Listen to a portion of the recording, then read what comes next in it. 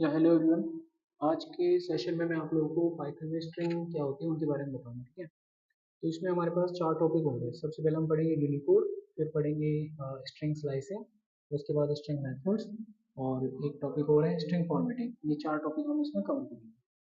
सबसे पहले Unicode in Python में बता देता हूँ। देखो, यूनिकोड क्या होता है? एक यूनिक नंबर होता है जो कि हमारे कैरेक्टर को असाइन किया जाता है। कीबोर्ड से जो भी कैरेक्टर आप प्रेस करते हैं उसका एक कोड होता है, उसे हम यूनिकोड कहते हैं। ठीक है, तो चलिए इसको प्रैक्टिकली समझते हैं कि कैसे काम करना है। तो मैं यहाँ पर अपना पहला प्रोग्राम बनाता हूँ 41, और यूनिकोड के बारे में पढ़ रहे हैं तो मैं इसको यूनिकोड के नाम से सेव कर देता हूँ। ठीक है, अब मान लो मेरे पास एक लेटर है ए और मुझे इसका यूनिकोड प्राप्त करना है। तो आप उसके लिए फंक्शन यूज करेंगे ORD।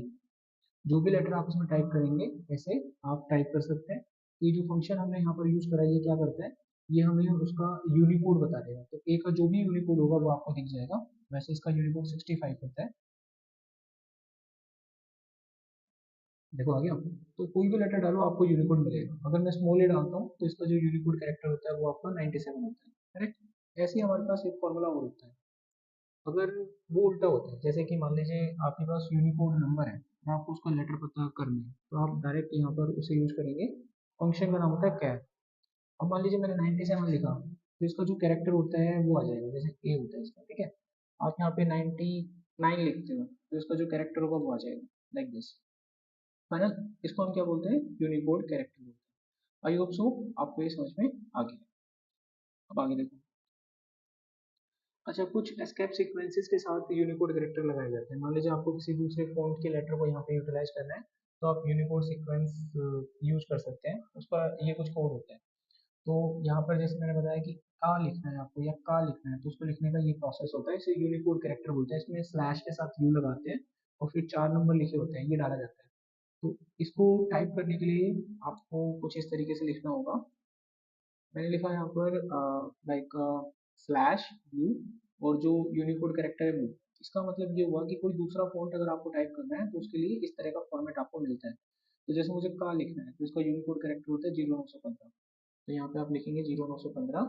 अगर मैं रन करता हूँ तो ये मुझे का लिखा हुआ दिखाता है वहाँ पे, लाइक दिस, ये आप देख सकते हैं। ठीक है। अच्छा, मेरे पास यहाँ पर एक हिंदी का फ़ॉन्ट कैलेंडर है। इसका यूज़ करके आप हिंदी में कुछ भी लिख सकते हैं। ये मैंने नेट से डाउनलोड किया है, आप भी इसको नेट से डाउनलोड कर सकते हैं। सीधा वहाँ पे टाइप कीजिएगा officially Unicode character for the Hindi font, तो आपको ये बता देगा इन पाइथन कि कौन सा यूनिकोड कैरेक्टर आप डाल सकते हैं। जैसे मान लीजिए मुझे ता यूज करना है, तो इसका यूनिकोड कैरेक्टर होगा स्लैश यू, 0 फिर 9 फिर 2 लिखना है, और ता का नंबर जो होगा वो 4 होगा। तो इसका उत्तर बना 0924। ठीक है, चलो इसको देखते हैं यहाँ पे। तो मैंने यहाँ पर लिखा होगा 0924, कि मुझे ता लिख के दिखाएगा। तो इस तरीके से आप पूरा अपना वर्ड, अपने लेटर फॉन्ट वगैरह यहाँ से उठा सकते हैं। पूरा कैलेंडर आप इस्तेमाल कर सकते हैं, जो भी आपको लिखना है you can easily do this. I hope so आपको ये समझ आ गया। कोई डाउट हो तो आप पूछ सकते हैं। ठीक है, तो ये था यूनिकोड सीक्वेंसेस।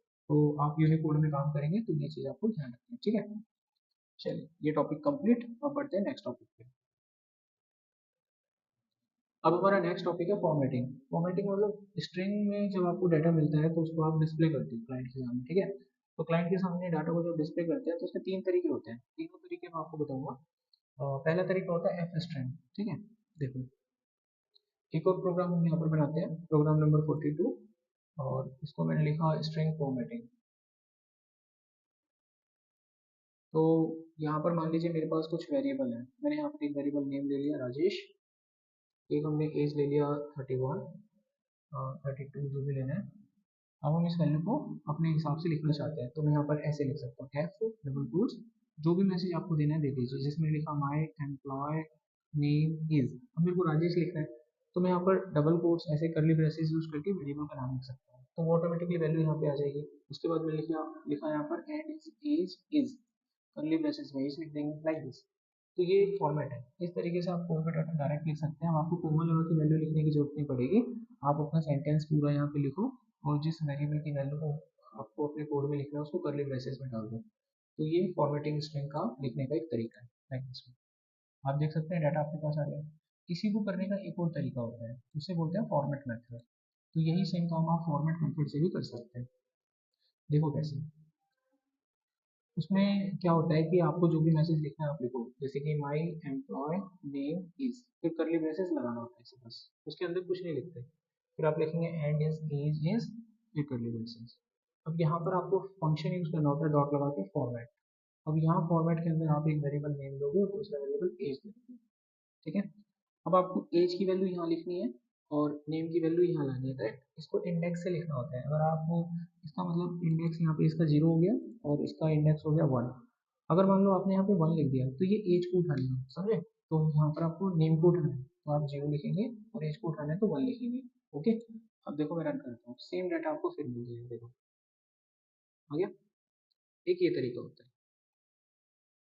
अच्छा, एक तीसरा तरीका भी होता है, उसको हम ऑपरेटर बोलते हैं। ऑपरेटर का एक तरीका होता है, उससे भी हम डाटा को लिख सकते हैं, ठीक है। वो भी देखो कैसे लिखते हैं। मान लो मैंने यहाँ पे लिखा माई नेम इज, ओके। अच्छा, ऑपरेटर में थोड़ा सा आप ये समझ लो, जब स्ट्रिंग वैल्यू होती है तो इस तरह का ऑपरेटर यूज होता है %s, लेकिन जब इंटीजर वैल्यू होती है तो %d यूज करते हैं, और जब फ्लोट वैल्यू होती है तो हम वहाँ पर %f यूज करते हैं। आपको देखना है कि यहाँ पर क्या प्रिंट करना है। माई नेम इज, आपको स्ट्रिंग वैल्यू प्रिंट करनी है ना, तो यहाँ पर आप %s लगाएंगे, ओके। फिर आपने लिखा एंड इज एज इज, वो न्यूमेरिक वैल्यू है, %d लगाएंगे। अब उसके बाद वैल्यू यहाँ पर उठा के लानी पड़ेगी आपको, करेक्ट। यहाँ पर वैल्यू लाने के लिए आपको क्या करना है, यहाँ पर वैल्यू लाने के लिए लास्ट में जाएंगे और ये वाला ऑपरेटर यूज करेंगे, दिस वन, ये ऑपरेटर। और इसके अंदर वो पैरामीटर आप पास कर देंगे जो आपको चाहिए, जैसे नेम चाहिए, एज चाहिए, दैट्स इट। ये कोड आपके पास आ गया, now you can run this. देखो आ गया, यहाँ पे नाम भी आ गया, एज भी आ गया। नाम के लिए हम %s लगाया, एज के लिए। तो 3 तरीके आपके पास होते हैं। अब इन तीनों को कंपेयर करते हैं कि बेटर कौन सा है और आपके लिए स्लोएस्ट कौन सा रहेगा। तो यहाँ पर बताया जाता है कि जो सबसे बेटर होता है वो एफ स्ट्रिंग होता है, उससे कम तो जो होता है वो फॉर्मेट रहेगा, और ये आउटडेटेड है, इसको आप यूज ना करें तो ही बेहतर है। तो ये था हमारा टॉपिक फॉर्मेटिंग का, कि आप एक्सेल मतलब पाइथन में जब भी आप डाटा स्ट्रिंग में लिखते हैं तो इस तरीके से फॉर्मेट देके आप उसे लिख सकते हैं। नेक्स्ट हमारे पास आता है string slices. String slices actually क्या होता है, जब आपको कोई स्ट्रिंग दी जाती है तो उसमें से आप कोई सब स्ट्रिंग निकालते हैं, उसको हम स्ट्रिंग स्लाइसेस कहते हैं। स्ट्रिंग स्लाइसेस में 3 चीजें होती हैं, स्टार्ट कहाँ से करना है, स्टॉप कहाँ पे करना है, और स्टैक कितने का लेना है, करेक्ट। हम इसको एक एग्जांपल से समझते हैं। मान लीजिए यहाँ पे लिखा हुआ पाइथन प्रोग्राम है और यहाँ पे हमने मैसेज में लिखा है टेक्स्ट करके 0:6, तो इसका मतलब होगा कि हम इस डाटा में से डाटा निकालेंगे और मैं इसकी स्टार्टिंग जो है 0 से करूँगा। मैं इसकी स्टार्टिंग जो है 0 से करूँगा यहाँ पर, तो ये 0 से मेरा डाटा उठाएगा, यानी फर्स्ट इंडेक्स से उठाएगा। और टोटल नंबर ऑफ लाइन मैंने 6 लिखी है, ठीक है। जितना भी नंबर यहाँ पे लिखा होता है उससे एक कम चलता है, करेक्ट, स्टॉप वैल्यू। तो यहाँ पर इसका मतलब वो है 0 इंडेक्स से स्टार्ट होगा और कुल मिलाकर 6 नंबर इंडेक्स तक जाएगा, तो 0 1 2 3 4 5 यहाँ तक, एक कम चलता है तो यहाँ तक चलेगा। अब यहाँ पर मैंने स्टेप नहीं लिखा हुआ है तो बाय डिफॉल्ट वो उसको 1 एक्सेप्ट करता है, यानी एक एक लेटर का स्टेप लेगा, आगे बढ़ेगा, यानी बी से स्कैन करता हुआ पाइथन को पूरा रीड करेगा और आपको प्रिंट करेगा। देखो, इसको भी हम यूज करते हैं, प्रोग्राम बनाते हैं यहाँ पर स्लाइस। तो मैंने एक्स में एक डाटा ले लिया पाइथन प्रोग्राम में, और मैंने यहाँ पे प्रिंट किया एक्स, और स्लाइसिंग में दिया मैंने 0:6। तो जैसा मैंने आपको अभी बताया इसका उत्तर पाइथन आएगा। देखिए यहाँ पर पाइथन आ गया, करेक्ट। अच्छा, अब यहाँ देखिए, अगर मैं यहाँ पे कॉलर का 1 लगाता हूँ तो इसका मतलब एक एक स्टेप आगे बढ़ रहा था, जो कि बाय डिफॉल्ट होता है, तो इसका उत्तर भी पाइथन आएगा। लेकिन अगर मैं यहाँ पे 2 लिखता हूँ तो ये दोनों स्टेप करके आगे बढ़ेगा, यानी पी टी ओ, देखो इस तरीके से। तो ये होता है स्लाइसिंग का तरीका। तो इस तरीके से आप किसी दिए हुए डाटा में से कोई भी डाटा निकाल सकते हैं। अच्छा, दूसरा एक तरीका होता है जिसमें सिर्फ एक ही वैल्यू आपको दे दी जाती है। फॉर एग्जांपल के लिए मैंने यहाँ पर प्रिंट में लिखा 0 0 और कॉलन, इसका मतलब हुआ मेरे स्टार्टिंग इंडेक्स दे दिया 0 पोजीशन, एंडिंग इंडेक्स मैंने नहीं दिया। तो जब आप एंडिंग इंडेक्स नहीं देते हो तो बाय डिफॉल्ट में एंड तक स्कैन करते हैं। अब वो इस डाटा को एंड तक स्कैन करेगा और आपको डाटा दे देगा, देखिए आ गया। लेकिन अगर मान लीजिए मैं इसको 7 नंबर से स्कैन करता हूँ तो वो इंडेक्स नंबर 7 से उठाएगा और पूरा डाटा स्कैन करेगा, यानी प्रोग्रामिंग आ जाएगा लाइक दिस, ठीक है। नेक्स्ट आपके पास होता है रिवर्स स्कैनिंग। तो रिवर्स स्कैनिंग के लिए क्या करते हैं, देखो रिवर्स स्कैनिंग के लिए माइनस का साइन यूज किया जाता है, ओके। तो यहाँ पर मैंने प्रिंट में लिखा कॉलम, समथिंग लाइक दिस। मैंने प्रिंट में जाके यहाँ पे लिखा एक्स देन कॉलन और माइनस का वन। अब इसका मतलब समझिए, जब कॉलन कब लगाते हैं, कॉलन कब लगाते हैं जब हमारे पास स्टार्टिंग और एंडिंग वैल्यू ना हो, यानी किसी ने आपको बोला कि स्टार्ट पे शुरू से करना है और एंड भी लास्ट पे करना है, तो जहाँ पर हमें स्टार्ट और एंड को यूज़ नहीं करना है, करेक्ट, हमें पूरे डाटा पे काम करना है, तो वहाँ पर हम स्टार्ट और एंड को छोड़ सकते हैं with the help of double quotes, double colon, आप ये डबल कॉलन यूज़ कर सकते हैं। इसके अंदर सिर्फ आपको स्टेप बताना होता है, ठीक है। अगर मैंने यहाँ पे वन लिख दिया, यानी स्टार्ट तो स्टार्टिंग से करेगा, तो यहाँ से स्कैन करेगा एक एक लेटर, आपको पूरा डाटा दे देगा, तो ये भी एक तरीका होता है। देखो ये तरीका कब यूज़ करते हैं, कोई आपसे पूछे तो आपको बताना है कि जहाँ पर हमको स्टार्ट और एंड वैल्यू को यूज़ नहीं करना है, तब हम इसे यूज़ करते हैं, करेक्ट। अगर मैं यहाँ पे दो लिख दूंगा तो दो दो का स्टेप फायर करेंगे, ये देखो, ठीक है। अगर मैं यहाँ पे माइनस वन कर दूंगा तो ये पीछे से एग्जीक्यूट करेगा डाटा, ओके। अगर मैं माइनस को दो करूंगा तो दो दो स्टेप करके एग्जीक्यूट करेगा, तो जैसे जी के बाद आई के बाद एम, नीचे देख सकते हो आ रहा है वैसे दो दो स्टेप, तो ये होता है रिवर्स का। अच्छा, एक तरीका होता है इसको बोलते हैं नेगेटिव इंडेक्स। नेगेटिव इंडेक्स कैसे काम करता है, देखो अगर मैं यहाँ पे लिखता हूँ कुछ इस तरीके से, एक्स लिखा मैंने, अब मैंने यहाँ पे माइनस का पाँच करके कॉलम डाल दिया, करेक्ट। तो माइनस पाँच मतलब पीछे से स्कैन हो रहा है, रिवर्स काउंटिंग पीछे से चलती है, एक दो तीन चार पाँच, यानी वो यहाँ पे जाएगा, इस वाले एम पे जाएगा, करेक्ट। इस वाले एम पे जाने के बाद ये यहाँ से, अब मैंने स्टेप तो दिया नहीं है, एंड भी नहीं दिया, जब आप एंड नहीं देते तो पूरा आगे तक जाएगा, और जब आप स्टेप नहीं लिखते हो तो वो एक एक करके आगे जाता है, तो ये एम से स्टार्ट करेगा और पूरा का पूरा डाटा रीड करेगा, है ना। अगर मैं यहाँ पर तीन लिख देता हूँ तो वो पीछे से तीन नंबर से चलेगा, मतलब इसका उत्तर आई एन जी आएगा, तो ये होती है आपकी स्लाइसिंग, ठीक है। आई होप आपको ये क्लियर हो गया, तो डाउट वगैरह है तो पूछ लीजिए, आगे देखिए।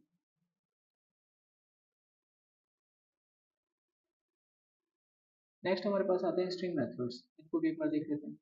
तो सबसे पहले हमारे पास आता है केस कन्वर्जन के मेथड, इसमें हम डाटा को अपर लोअर और टाइटल केस में कन्वर्ट कर सकते हैं कुछ इस तरीके से।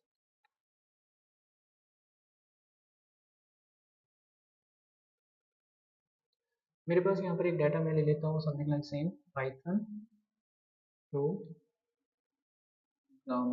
अब ये डाटा ना तो छोटे में है ना बड़े में ना कोई केस में है, अब मैं इस पूरे डाटा को कैपिटल लेटर में प्रिंट करना चाहता हूँ, तो मैं लिखूंगा ऐसे अपर नाम का फंक्शन लाइक दिस, तो ये पूरे डाटा को कैपिटल में कन्वर्ट कर देगा। अगर मुझे इस पूरे डाटा को स्मॉल लेटर में प्रिंट करना है तो मैं यहाँ लिखूंगा लोअर। अगर मुझे इसे टाइटल केस में प्रिंट करना है तो मैं यहाँ पे लिखूंगा टाइटल।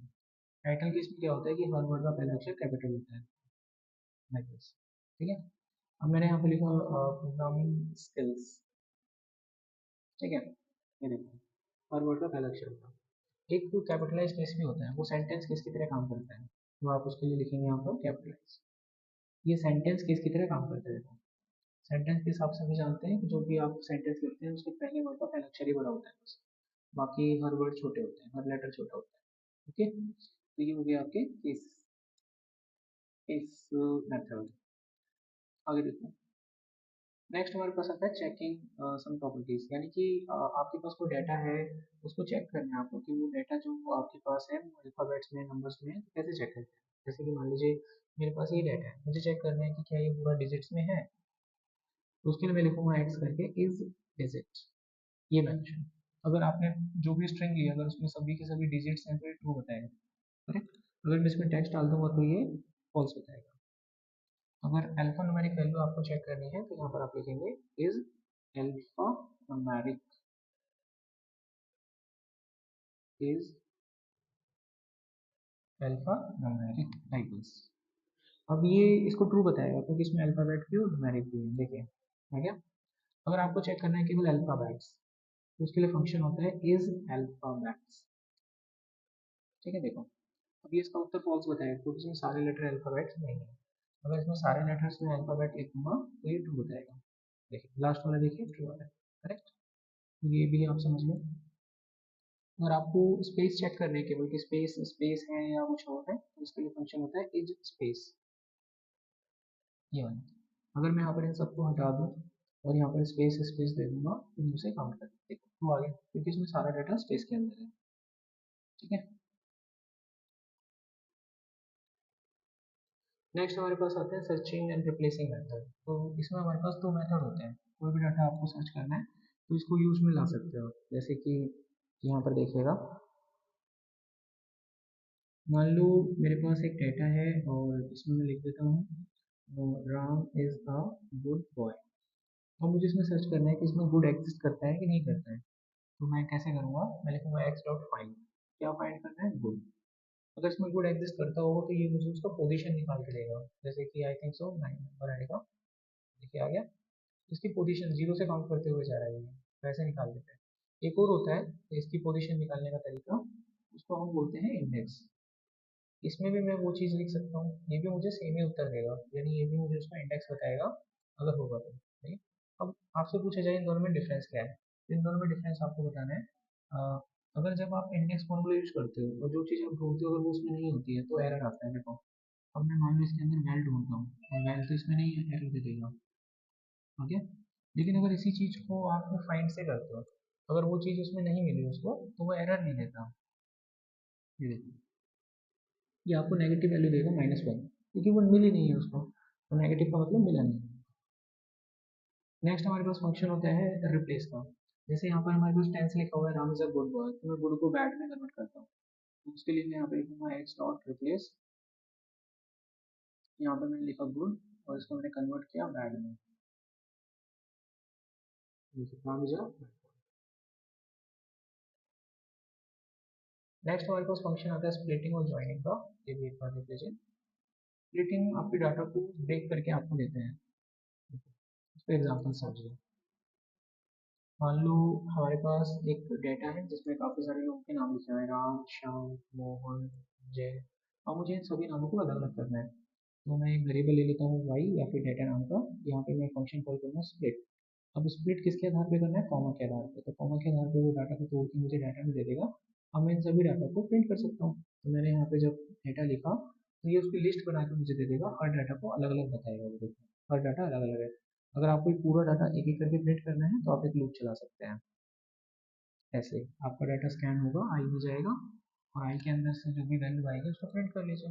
डाटा स्कैन हो गया, इसमें जो भी डाटा पड़ा वो आई में जाएगा, एक एक करके प्रिंट हो जाएगा। देखिए जितने भी नाम थे क्लाइंट के वो आपके सामने होंगे। ठीक है। अच्छा ये तरीका हो गया स्प्लिट करने का। अच्छा एक होता है ज्वाइनिंग का। ज्वाइनिंग का मतलब मान लो आपके पास एक लिस्ट है, इसमें मैंने कुछ नाम दे दिया आपको, राम, श्याम, मोहन, जय। अब इन सभी नामों के बीच में आपको हाइफन लगाना है, तो वो हम कैसे करते हैं। तो मेरे को क्या चीज़ इसमें जोड़नी है, हाइफन। फंक्शन कॉल करूँगा ज्वाइन। किस में जोड़ना है, ये एक्स में जोड़ना है। तो ये एक्स की पूरी लिस्ट में देगा और उसमें ज्वाइन कर देगा कॉलम, और डाटा के बीच में देखो कॉलम आ गया। मैं जो भी डाटा लिखूंगा वो आ जाएगा, मैंने हाइफन लिखा तो उनके बीच में हाइफन आ जाएगा। ठीक है। अच्छा नेक्स्ट हमारे पास तीन फंक्शन और है, स्प्लिट करके होता है वो, ये स्ट्रिपिंग। तो ये स्पेस हटाने के काम आते हैं, इनको भी एक बार देख लो। मान लीजिए मेरे पास यहाँ पे डाटा है, आगे उसकी स्पेस है लेफ्ट साइड में और राइट में भी उसकी स्पेस है। अगर मैं इसको प्रिंट करता हूँ ऐसे एक्स को, और साथ में कुछ और भी मैं ऐड कर देता हूँ इसमें, समथिंग लाइक एंड मैंने ऐड कर दिया, करेक्ट। तो ये मेरे को पूरा डाटा मतलब एंड दे देगा। हो गया, एंड भी दे दिया। अब मेरे को क्या करना है, इसमें से स्पेस खत्म करना है लेफ्ट साइड का, तो मैं यहाँ पर एल स्ट्रिप यूज करूंगा, ये यूज करूंगा। तो ये लेफ्ट साइड का स्पेस खत्म कर देगा इतना। अभी देखो उसमें लेफ्ट का स्पेस खत्म हो गया है ना। लेकिन अगर मैं यहाँ पर आर लिख देता हूँ तो ये राइट का स्पेस खत्म कर देगा। देखो राइट का खत्म हो गया लेकिन लेफ्ट का भी दिया। तो अगर मैं खाली स्ट्रिप लिखता हूँ तो लेफ्ट राइट दोनों का खत्म कर देगा। डेटा आ गया हमारे पास। ये कुछ इस तरीके से आपका काम करता है। ये तो सारे के सारे हमारे स्ट्रिंग मेथड्स 12-13 मेथड्स मैंने आपको यहाँ पर बताए। आई होप सो आपको आप लोगों ने इनको समझा होगा। आप इनको देखना प्रैक्टिस करना, कुछ डाउट होता है तो आप मुझसे पूछ सकते हैं। चलिए ठीक है, आज की क्लास हम ओवर करते हैं, नेक्स्ट टॉपिक कल करते हैं। डबल या लिस्ट में से देखते हैं कोई टॉपिक। Okay bye.